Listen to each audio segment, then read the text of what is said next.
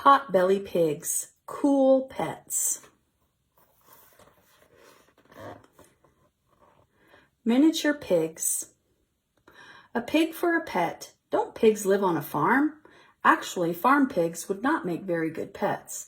They are huge, up to 1,500 pounds. Imagine trying to cuddle up to that at night. It would break your bed. The kind of pig we're talking about is a potbelly pig. Potbellied pigs are much smaller than farm pigs. These miniature pigs make much better pets. They usually weigh no more than 150 pounds. That's less than what some dogs weigh. Pet owners say that the potbellied pigs are super smart and just as loyal as dogs. A potbelly pig is a really cool pet. It'll follow you around like a dog. It can even learn to do tricks. But potbelly pigs are not right for everyone. They are a huge responsibility. They need plenty of love and attention and training. Read on to find out what makes a potbelly pig such a far out and unusual pet. The first pig pets. Keeping pigs as pets is not a new idea. Some books say that pigs were first tamed in China 8,000 years ago. There were probably potbellied pigs. The ancient Chinese raised pigs as food animals, but they kept some as pets. The first book on raising pigs was written more than 5,000 years ago. Around 1,000 years ago, potbellied pigs had already been tamed in many countries of Asia. In the 1950s, Vietnamese potbellied pigs were brought to Europe. They reached North America in the 1980s. It didn't take long before the pigs became hugely popular. Coming to America. In the 1950s, a number of potbellied pigs were sent to Sweden. They were part of a zoo collection of animals from Asia. In 1985, Keith Connell brought 18 potbellied pigs from Europe into Canada. Connell was a Canadian zoo director. He bred the pigs and soon new potbellied pigs were born. These pigs were mostly black and wrinkled, especially on the head and face. Connell sent some of his pigs to zoos in the United States. Within a few years, pet breeders in the United States were raising potbellied pigs too. The black, wrinkly pigs that came from Connell's group became known as the Conn line. Other breeders also brought potbelly pigs from Europe to the United States.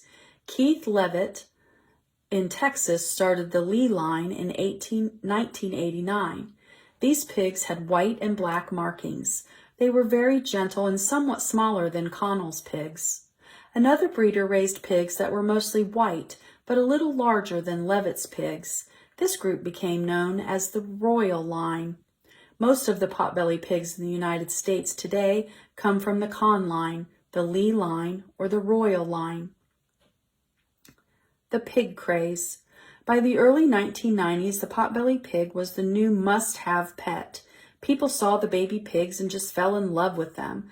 These piglets were so small you could hold them in your hands. Who could resist?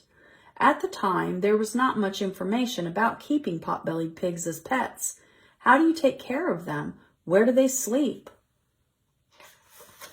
How do you train them? When people brought their new pet pigs home, they had to figure out a lot of that on their own. Many pet owners didn't know how to deal with their pigs. They couldn't get the pig to do what they wanted it to do. The animal was out of control. It was tearing up the owner's home, ripping up clothes and destroying furniture. Many owners just gave up. They dropped off their pigs at animal shelters. In fact, there were so many that animal rescue organizations set up special shelters just for potbellied pigs. It wasn't really the pigs' fault. Potbellies could be good pets, if only their owners knew how to care for them. Soon, pig experts were writing books and pamphlets on how to raise and train potbellied pigs. The internet has also made it very easy to find information. Chapter 3. Are you ready for a potbelly pig? When a potbelly pig is born, it is small enough to hold in the palm of your hand. This tiny pig would make an adorable little pet. But potbelly piglets don't stay tiny for long.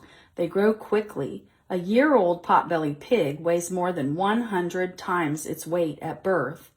By the time you get your Potbelly pig at about 8 to 10 weeks old, it will no longer be a cute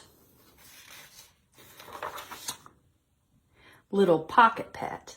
You can still scoop it up and cuddle it, but when it's a year old, it may be too heavy for you to lift, and you'll soon find out that your adorable pig pet can make a big mess in your house and out in the backyard. Are you really ready for a Potbellied pig? The best thing you can do for yourself and your pig is learn everything you can. Where should you get your pig? How do you take care of it? How do you train it? Be prepared. The Potbellied pig up close. A Potbellied pig is short and chubby. It's about 12 to 16 inches tall at the shoulders. Its round pot belly gives it its name. When the pig is fully grown, it'll probably weigh between 100 and 150 pounds. Potbellied pigs over 200 pounds are usually overweight. The first pet pot-bellied pigs in North America were jet black, but breeding with white and spotted pigs has led to other colored patterns, many of which include black, white, tan, and silver or gray. A pig doesn't have soft hair or fur like a cat or dog. It has short, stiff hairs called bristles. It grows a longer coat of bristles in the fall and winter. In the summer, the pig sheds its coat. A Potbellied pig is not really a miniature copy of a farm pig. Its short, wrinkled, pushed-in nose is smaller than most farm pig snouts. The Potbellied pig's small ears stand up straight. Instead of a curly tail, it has a straight tail that wags like a dog's tail. A Potbellied pig can bark like a dog, too. It barks to warn of danger, and it squeals when it's excited or hurt. This little pig also talks by making little grunts and honking sounds. Like all pigs, potbellies grow tusks. These are long, pointed teeth that are used for digging. Females have small tusks, but male tusks are much larger. By about 3 years of age, the tusks are long enough to stick out of the male pig's mouth. A Potbellied pig has 4 toes on each foot. It uses the 2 large middle toes for walking. It actually walks on hooves, a hard covering over each of the toes. Where to buy a Potbellied pig? Before you run out and buy a pig, you must first find out if Potbellied pigs are allowed as pets where you live. Many cities and towns have laws against keeping livestock, farm animals like cattle, sheep, and chickens. Since pigs are farm animals, these laws may mean that even miniature pigs cannot be kept as pets. However, the Potbellied pig's popularity has helped change the laws in many places. Once you find out that you can keep a Potbellied pig in your town, where do you get one? You can't pick one up at the local pet store. Most pet shops do not sell miniature pigs. Many states have laws against selling farm animals in stores, but you can find Potbelly breeders and rescue shelters on the internet. Chapter 4, Caring for a Potbellied Pig. Can a Potbellied pig fit into your family as easily as a pet dog or cat? Like dogs, pigs are social animals. In the wild, they live in groups. Wild pigs love to snuggle up together. Potbellies are just as friendly. When raised as pets, they are loving with people. They can learn to get along happily with your family. There's a lot to think about before you get a Potbellied pig. Where will you keep it? Will it stay inside the house or in an outside shed?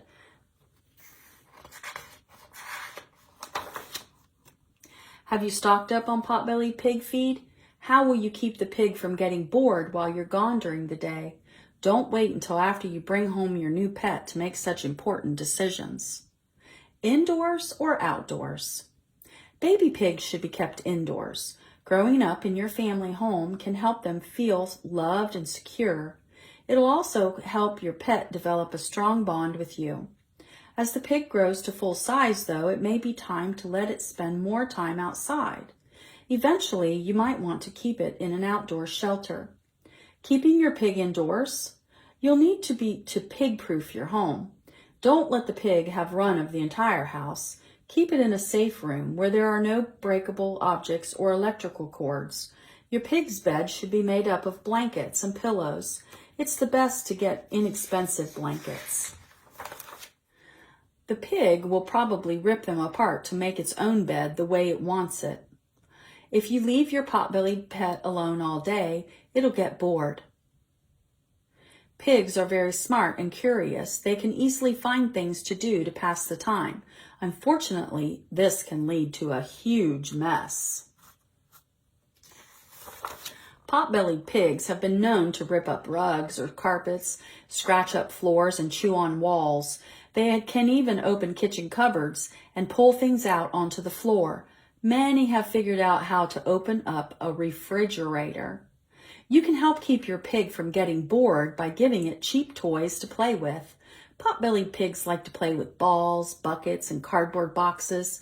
Paper bags stuffed with newspaper with a few food pellets mixed in also makes good toys. Your pig would be happy with dog toys too. Pigs are easy to housebreak. They can learn to use a litter box, or they will learn to pace back and forth by the door when they need to go outside. Indoor pigs should never be kept inside all the time. It is the pig's nature to want to be outside. If it stays indoors too long, it will become restless. Take your pot-bellied pig on walks. Let it run around in a fenced-in backyard. But be aware that your nice-looking lawn and garden won't stay that way with a pig around. Pigs love to root or dig in the ground with their snouts. Soon the lawn or garden will be full of holes. What if you decide to keep your pot-bellied pig outdoors? Outdoor pigs need a fenced-in area where they can play. There should be some shady spots for the pig to rest or just hang out. For nighttime and bad weather, pot-bellied pigs need a weatherproof shed or barn.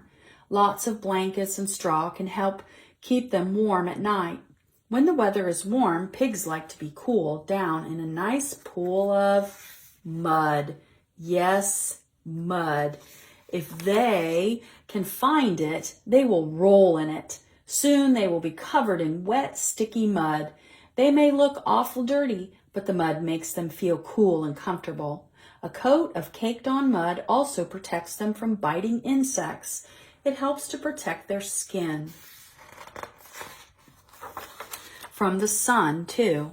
That's good since pigs can get sunburned.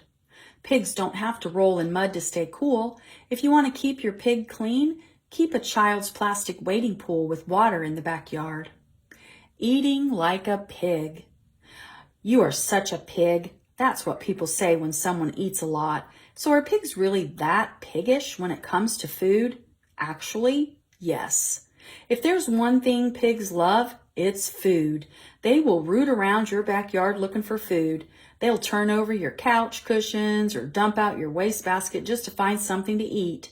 Pigs will eat and eat and eat, and if you let them.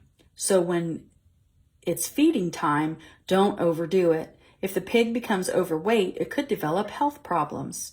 But don't underfeed it either. Pigs need enough food for their bodies to grow normally. What do pot-bellied pigs eat? In the wild, pigs eat plants, fruits, insects, roots, or anything else they can find in the forest. But pet pigs usually eat pig chow. This is a food made especially for pot-bellied pigs. You can find it at feed stores. Do not give your pig cat or dog food or table scraps, though. These will add extra pounds to your pig. Pot-bellied pigs should have some fruits and vegetables in their diet. Give them leafy vegetables such as lettuce and spinach. They enjoy crunching an apple, too. They may also want to graze on grass. Your pet will need some water to drink when it's thirsty. Keep it in a bowl that won't tip over. Chapter 5. Training your pig. Everybody knows that dogs can be taught to obey commands such as sit, stay, and come. Yet pigs are just as smart as dogs and can learn to obey these commands too. In fact, you would be surprised at all the things a pot-bellied pig can learn to do. But training a pig isn't all about teaching it to do tricks. Actually, training is very important in teaching your pig to be a good pet. Who's the boss? You have to be firm with the pet Potbelly from the beginning. In the wild, a pig lives in a herd, a group of pigs. The pig sees your family as its herd.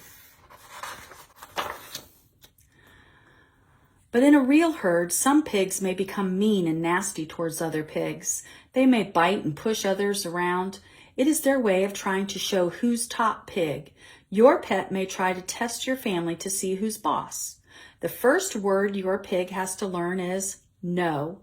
It needs to know that you are in charge. Don't allow your pet to do whatever it wants, whenever it wants.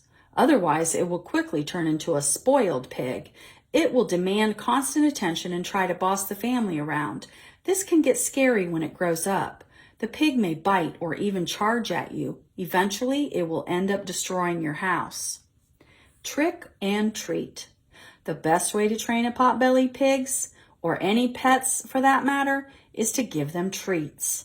Food makes the perfect treat. You may use fruit or dried cereal or something else your pig likes.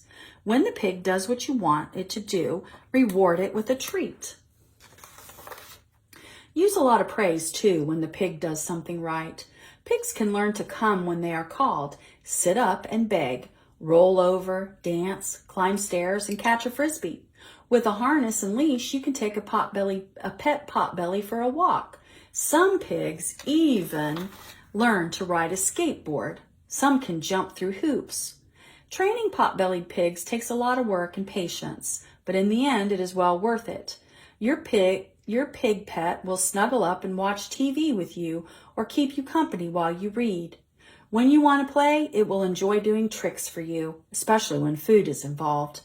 This is a pet that will stay around for a long time, too, with a lifespan of about 15 years or more. Far out and unusual pets, pot-bellied pigs, cool pets.